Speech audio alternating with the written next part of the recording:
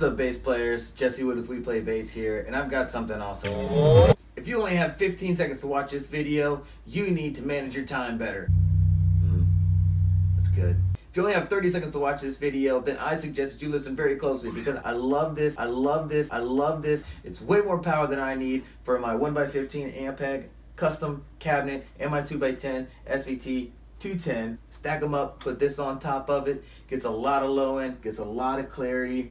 With my pedal board, I don't even need to mess with this EQ. I don't have the pedal board plugged into this for this video. I've actually found a tone that matches tonally to what I desire and what I prefer for how and what I play. Get it, like it, love it, crush it.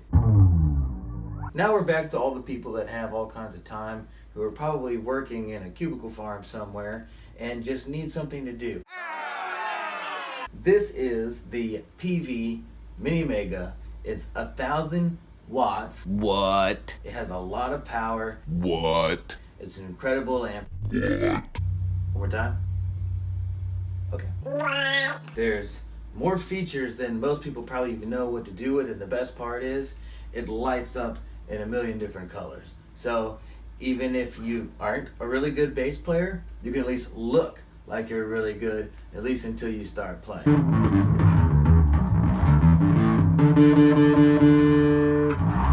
There are a lot of knobs on here, so we're going to bring the camera in, get real close and personal. Are you ready?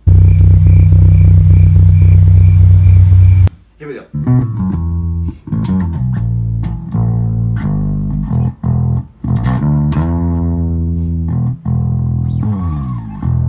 Alright guys, as you can see, you've got the front panel of the Peavey MiniMega right in front of you. I've got the color red selected because it just happens to be my favorite color. If you don't like red, you can change it. But here you go, you can see all the knobs, and I'm just going to go through them very quickly. There's a lot of stuff here, and like I said, the video on the Peavey website has a lot of this stuff broken down, but I'm going to kind of give you just some practical tips here. So the reason why I like this amp head so much, say if you're traveling and it's pretty light, can't bring your pedal board, maybe you don't have one, there's a lot of stuff here that you can get some good solid tone out of. If you notice here, the first knob on the left is the gain.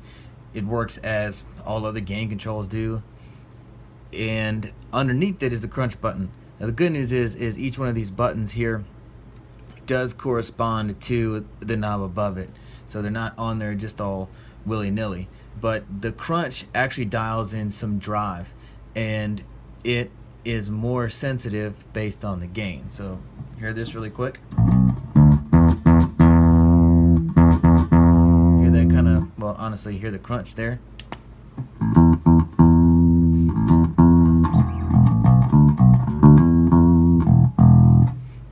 So it's definitely there when you've got the crunch on. And as I pull the gain down, you have to pull volume up to get it back to the same noise level. But there's less of that crunch now. But there's still some there. So you have a wide range here. Let's just crank it all the way up and pull the volume down to make it about the same level.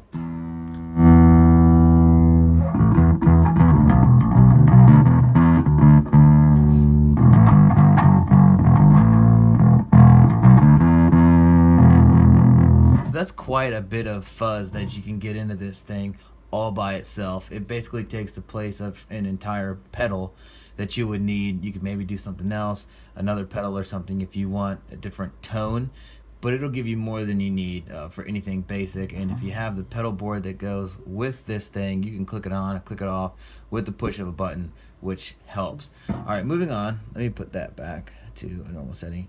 We have a compressor built in. It's a simple one knob guide. It's not anywhere near as full featured as a actual studio rack compressor or a pedal compressor, but it does give you a little bit of compression if you need it. Honestly, playing around with it myself, I don't notice that much, but I do know that I play with the compressor. I don't play a style of music where I need a lot of variation in the string volume.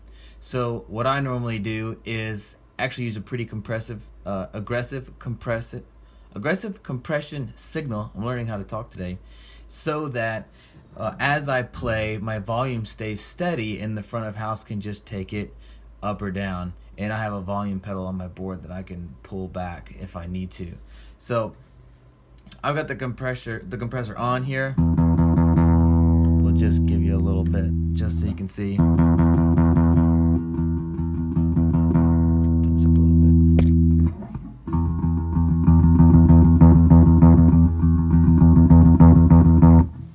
Just turn it off.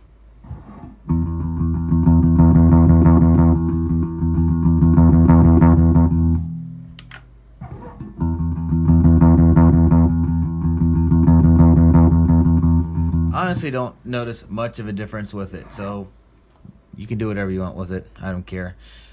Low setting, everybody knows what that is. What the punch does is it adds +4 decibels to the low setting, kind of out of nowhere. I actually prefer to go kind of flat as much as possible, and on the bass here I'm flat without any pedals though, without like an EQ, anything else to work your EQ.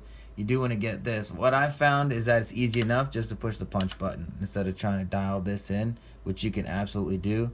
I just hit the punch button and it gave me enough low end to round out my tone here.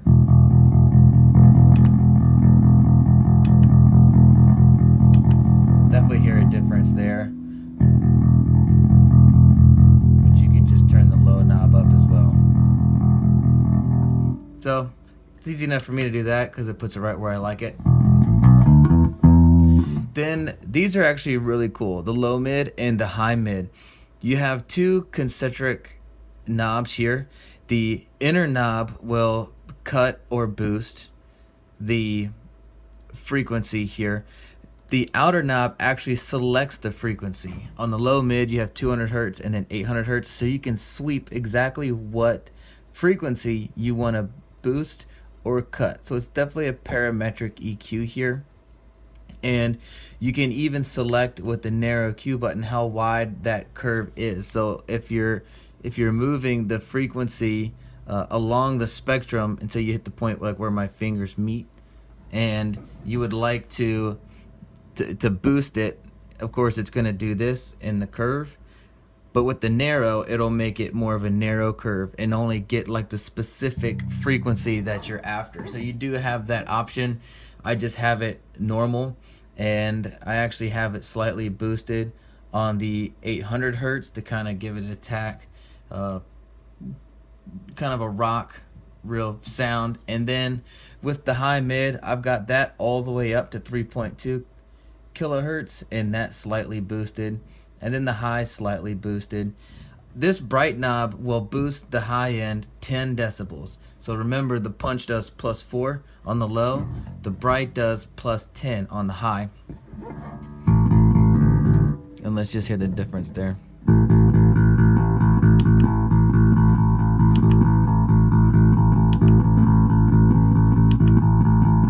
You can definitely tell a difference. I like it on there even with the high end boosted a little bit. And let me just sweep these really quick so you can hear. Here's the best thing to do in order to hear the difference of what these are doing. Let's get these flat, and we'll just take all these off, and we'll just sweep this. Let's start at the bottom so you can at least hear what's happening, because what we're going to do essentially is boost each one of these frequencies as I turn it.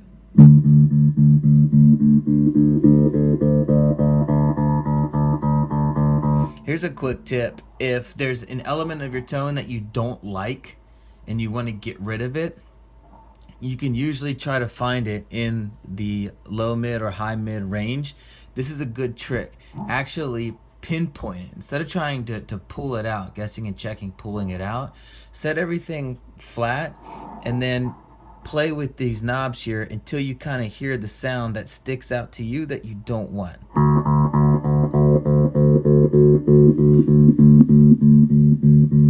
And once you find it, then you can either cut it when you find it, or maybe go in opposite direction, a different part of the curve, and boost it. So that's a little tip for you if you're just doing things by ear. And let's go with this knob here so you can hear it. So if you notice, the low mid ends at 800 and the high mid picks up at 800, so they overlap. You want to be careful that you don't kind of defeat your own self here by boosting a frequency here and then cutting one here, because you'll just be counteracting it. Just a little tip there. So let's sweep this one.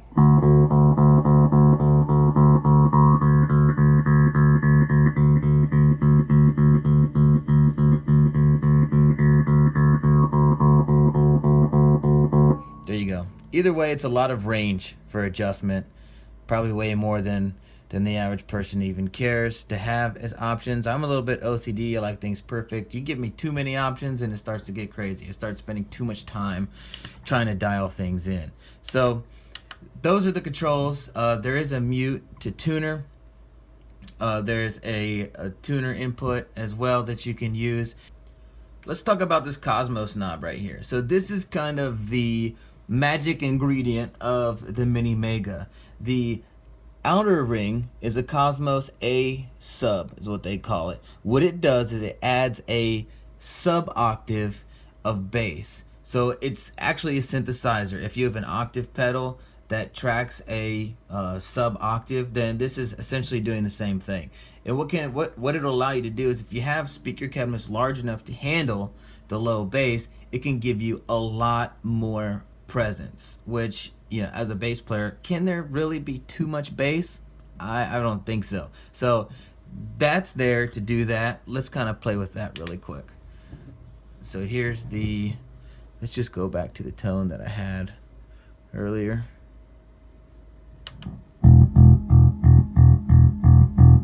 And let's see how it affects it.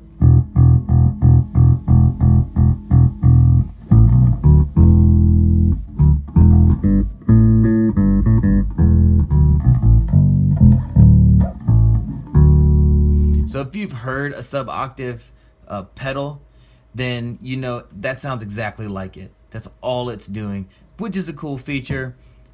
With it dialed in that much, might be a little bit too much to notice if you're not trying to intentionally have that sound of a dual octave happening. But if you want that, again, just another reason why this amp head has 1,000,001 features. The KOSMOS C knob, what this does is this is really cool. It allows you on really small cabinets to get more bass presence without dialing in on this low knob. As you know, I have a 210 cabinet, and it sounds really good. It's Ampeg, but it doesn't handle a lot of low end. I play a 5-string and I hit that low B, and it's there, but the presence isn't there. And you guys know what I mean. What this will do is it'll add more of a bass presence in a higher range that smaller speaker cabinets actually can handle. And it gives you the feel or the presence of having a larger cabinet, which is really, really cool. So let's see what this sounds like.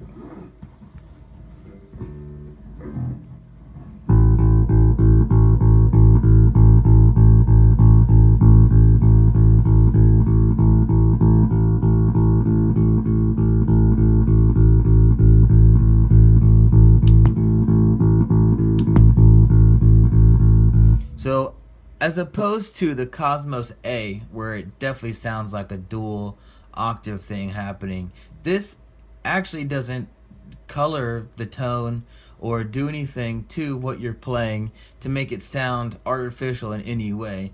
And I'm actually pretty impressed with the extra presence that it does give there.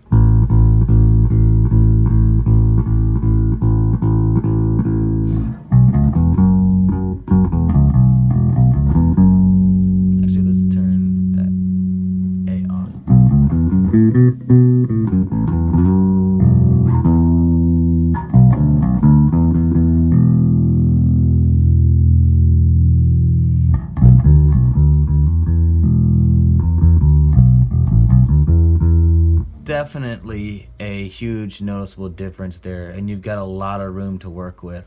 So that's a cool feature, the KOSMOS knob. Never seen anything like that personally myself. I think it's pretty awesome. So there's all the front controls.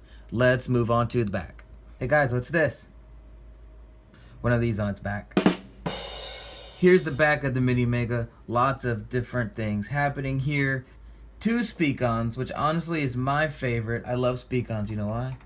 Because they don't come out. If you've ever been on a stage with camera people running around, grips running around, I love those guys. They're super awesome. They're not the best at not tripping on cables sometimes. I've had it happen. But there you go. That won't come out. And there's 2 of them.